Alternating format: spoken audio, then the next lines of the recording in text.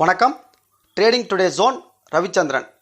BOPP biaxially oriented polypropylene film is a film stretched in both machine and transverse direction producing molecular chain orientation in two direction.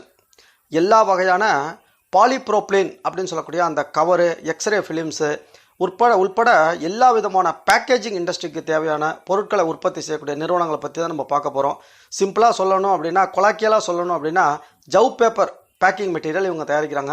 மற்றபடி டெக்னிக்கலாக சொல்லணும் அப்படின்னா BOPET, CPP, printing and coating, அந்த இங்க்ஸு, அட்ஹெசிவ்ஸு, ஹாலோகிராஃபு, மெட்டலைசேஷன், PVDC coating, இப்படி நிறையா சொல்லிகிட்டே போகலாம். அற்புதமான அந்த பேக்கிங் இண்டஸ்ட்ரீஸுக்கு தேவையான எல்லா வகையான பொருட்களையும் இந்த 3 கம்பெனிகளுமே தயாரித்து கொடுக்குறாங்க. பொதுவாக நம்மளுடைய FMCG செக்டாரில் இருக்கக்கூடிய எல்லா பெரிய பெரிய நிறுவனங்கள், இந்த மாதிரி நெஸ்காஃபே, ப்ரூ, ஏகப்பட்ட நிறுவனங்களுடைய பொருட்கள் வந்து மளிகை கடையில் தொங்குறதை நம்ம பார்த்துருக்கோம். சரசரமாக அப்படியே தொங்கிக்கிட்டே இருக்கும். அது எல்லாமே அந்த பவுச் பாக்கெட்டில் தான் வருது. அந்த பவுச் பாக்கெட்டில் இருக்கக்கூடிய எல்லா வகையான அந்த கவர்ஸ் எல்லாம் தயாரித்து கொடுக்குறது இந்த 3 முக்கியமான நிறுவனங்கள் தான். அந்த 3 நிறுவனங்களும் சரி, ஃபண்டமெண்டலி ரொம்ப ரொம்ப அற்புதமான நிறுவனங்கள். ஒன்றுக்கு ஒன்று சளைச்சதே கிடையாது. 3 பேருமே வந்து டஃப் ஃபைட்டு கொடுக்குறாங்க. இருந்தாலும் அந்த 3 பேரில் இருப்பதில் சிறந்தது யார் அப்படின்னு தான் நம்ம ஒரு கம்பேரிசன் பண்ணி பார்க்க போகிறோம். அந்த நிறுவனங்களுடைய பெயர் வந்து, ஃபஸ்ட்டு நிறுவனம் பாலிப்ளக்ஸ் கார்பரேஷன் லிமிடெட் அப்படிங்கிற நிறுவனம், 2வது யூஃப்ளக்ஸ் லிமிடெட் அப்படிங்கிற நிறுவனம், 3வது காஸ்மோ ஃபிலிம்ஸ் நிறுவனம் லிமிடெட் அப்படிங்கிற அற்புதமான நிறுவனம்.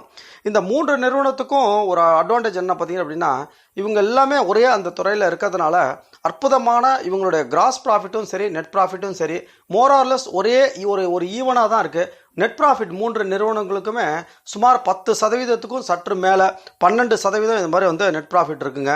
மேலும் these 3 multinational companies are engaged in manufacturing and sale of flexible printing products and offers a complete flexible packaging solution to its customers across the globe அப்படின்னு சொல்லிட்டு அற்புதமாக கொடுத்துருக்காங்க. இந்தியாவில் மட்டும் கிடையாது, உலகத்தின் பல்வேறு நாடுகளுக்கு இவர்களுடைய அந்த பொருட்களை வந்து ஏற்றுமதி பண்ணுறாங்க. சரி, இப்போதைக்கு நம்ம வந்து இந்த 3ல் எது சிறந்தது அப்படிங்கிறத ஒரு கம்பேரிசன் பார்த்துடலாமே. சரி, இப்போ இந்த 3 கம்பெனியும் ஒரு கம்பேர் பண்ணி பார்த்துருவோமே. ஃபஸ்ட்டு ஷேர் கேபிட்டல் எடுத்துக்கிட்டோம் அப்படின்னா, பாலிப்ளக்ஸோடைய ஷேர் கேபிட்டல் வந்து 6826 கோடி, யூஃப்ளக்ஸுக்கு 4228 கோடி, காஸ்மோ ஃபிலிம்ஸுக்கு 3081 கோடி. ஸோ 3மே பாஸ். ஏன்னா மினிமம் வந்து ஒரு 500 கோடிக்காவது மேலே தான் இருக்கணும், அப்போ தான் மேனிப்புலேஷன் நடக்காமல் இருக்கும் அப்படின்னு சொல்லிட்டு சொல்லுவாங்க. ஸோ இது எல்லாமே 6000 கோடி 3000 கோடி இருக்குது. ஸோ ஃபஸ்ட்டு இதில் பாஸு.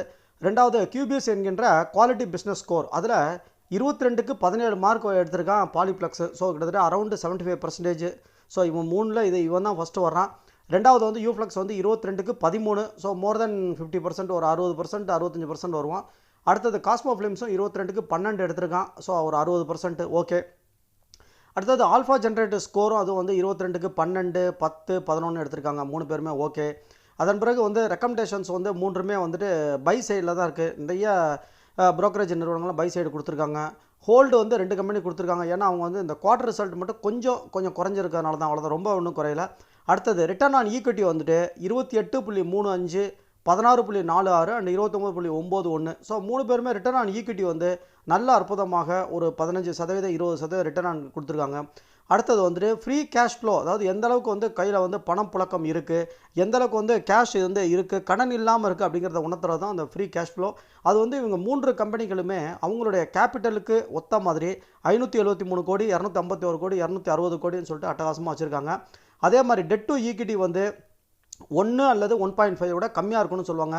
3 நிறுவனங்களுமே ஃபண்டமெண்டலி ஸ்ட்ராங்குன்னு சொல்கிறதுக்கு இது ஒரு முக்கிய காரணம். 0.23, 0.72, 0.90 அப்படின்னு சொல்லிட்டு இருக்குது. அதன் பிறகு ஆனுவல் சேல்ஸ் க்ரோத்தும் அட்டகாசமாக இருக்குது. குவார்ட்டர்லி ரிசல்ட்ஸ் எல்லாம் ரொம்ப அற்புதமாக இருக்குது. PE ரேஷியோ வந்து 13.42, 4.19 அண்ட் 8.49 சொல்லிட்டு 3 பேரும் PE ரேஷியோ வந்து நார்மலான PE தான் இருக்காங்க. அது யூஃப்ளக்ஸ் வந்து ரொம்ப கம்மியாக 4.19 தான் PE வந்து அட்டகாசமாக இருக்கும். அதில் அவன் தான் ஃபஸ்ட் ரேங்க் வரான். 5 இயர்ஸ் ரிட்டர்னில் வந்துட்டு 449% எடுத்து பாலிப்ளக்ஸ் வந்து அற்புதமாக முதல் இடத்துல இருக்கான். சரி, ஓகே. இந்த 3 பேருமே ரொம்ப ஈவனாக தான் இருக்காங்க. இதில் யார் பெஸ்ட்டு அப்படின்னு தேர்ந்தெடுக்கிறது முன்னாடி அதனுடைய டெக்னிக்கல் சைடும் கொஞ்சம் பார்த்துடலாமே. சரி, இந்த 3 ஸ்டாக்கோடைய டெக்னிக்கல் சைடும் கொஞ்சம் பார்த்துடலாமே. ஃபஸ்ட்டு நம்ம பார்க்குற ஸ்டாக் வந்துட்டு பாலிப்ளக்ஸ் ஸ்டாக். அதனுடைய தற்போதைய 27/3/22 LTP என்ன அப்படின்னு பார்த்தோம் அப்படின்னா 2169 ரூபா 65 காசு. 52 வீக்ஸ் ஹை வந்து 2364 ரூபா 70 காசு. லோ வந்து 780 ரூபா 10 காசு. எவ்வளோ ஒரு வித்தியாசமாக இருக்குது பார்த்தீங்களா. சுமார் அந்த லோக்கும் ஐக்கும் டீவியேஷன் பார்த்தோம் அப்படின்னா சுமார் 3 மடங்கு. இந்த ஸ்டாக்குடைய சப்போர்ட் ரீஜன் வந்துட்டு 1760 to 1790 அந்த ரேஞ்ச் வந்து ஒரு சப்போர்ட் ரீஜனு. கிராஜுவலாக அங்கேருந்து இந்த ஸ்டாக் வந்து மேலே ஏறுறதும் இறங்குறதும் செஞ்சுருக்கான். இந்த பீக்கை தொட்டிருக்கான். இப்போ தொடர்ந்து இப்போ 10 நாளாக ஒரு ஸ்விங் அப் மூவ்மெண்ட் அட்டகாசமாக 1780 ரூபாலேருந்து ஏறி 2350 வரைக்கும் போயிருக்கான். 570 ரூபா ப்ராஃபிட் கிடைச்சிருக்கான் இந்த ஒரு ஸ்விங்கை பயன்படுத்தி இருந்தா. ஓகே, தற்போதைக்கு அதுக்கப்புறம் இப்போ 2 நாளாக வந்து டவுன் ட்ரெண்டில் வந்திருக்கான். இப்போ ஸ்டாக் வந்து ட்ரெண்ட் வந்து டவுன் ட்ரெண்டில் தான் இருக்கான். கொஞ்சம் கீழே இறங்கிட்டு அதன் பிறகு வந்து திருப்பி ரிவர்ஸ் ஆகலாம். சரி, ஓகே, அடுத்த ஸ்டாக்கை நம்ம பார்க்கலாம். இப்போ நம்ம வந்து யூஃப்ளக்ஸை பார்த்துட்டு இருக்கோம். இந்த ஸ்டாக்குடைய தற்போதைய எல்டிபி வந்து 582 ரூபா 60 காசு. போன ஸ்டாக் வந்து எப்படி இருக்கோ அதே மாதிரி தான் இதனுடைய டெக்னிக்கல் இருக்கும் பாருங்க. இந்த ஸ்டாக் ஒரு சரியாக சப்போர்ட் ரீஜன் வந்துட்டு 500 ரூபா ரேஞ்ச் வந்து இதுக்கு ஒரு சப்போர்ட் ரீஜனு. இந்த 503 ரூபாலேருந்து மெதுவாக ஏற ஆரம்பிச்சா 580 ரூபா, ஒரு 80 ரூபா வந்து 82 ரூபா ஏறி இருக்கான்.